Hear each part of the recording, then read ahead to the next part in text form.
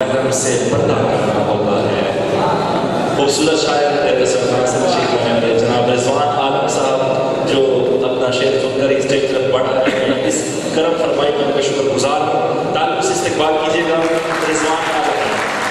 बहुत नवाज और जाहिद भाई को उनकी गिरफ्ते आज से मुबारकबाद। मुझे बहुत खुशी हुई कि बालपुर से इतने अर्से बाद जो है ना कोई किताब सामने मंजर में आई और कुछ अशार साहिब की इजाज़त से जहाँ से आई हैं वापस उधर चली जाएं, जहाँ से आई हैं वापस उधर चली जाएं, उदासियों से कहो अपने घर चली जाएं, उदासियों से जहाँ से आई हैं वापस उधर चली जाएं, उदासियों से कहो अपने घर चली जाएं। और इन्हीं से पूछ लो उस गुल बदन के बारे में, इन्हीं से पूछ लो उस गुल बदन के बारे में कि फिर ये तितलियां जाने किधर चली जाएं। इन्हीं से पूछ लो उस गुल बदन के बारे में कि फिर ये तितलियां जाने किधर चली जाएं।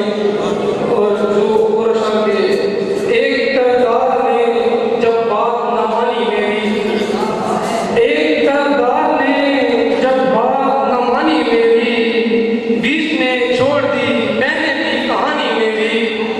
एक तरदार ने जब बात न मानी मेरी, बीच में छोड़ दी मैंने भी कहानी मेरी। यार उल्फत है मेरे बच्चे को इतनी मुझसे, यार उल्फत है मेरे बच्चे को इतनी मुझसे, उसने विरसे में भी मांगी है, उसने विरसे में भी मांगी है निशानी मेरी। यार उल्फत है मेरे बच्चे को इतनी मुझसे, उसने विरसे में भी मांगी है निशानी मेरी। और कुछ अशआर के बदन में आग को झुलसा रही थी, बदन में आग को झुलसा रही थी, दवा बीमार को तड़पा रही थी। बदन में आग को झुलसा रही थी, दवा बीमार को तड़पा रही थी। पसे दीवार कोई भी नहीं था, पसे दीवार कोई भी नहीं था, मगर आवाज तेरी आ रही थी।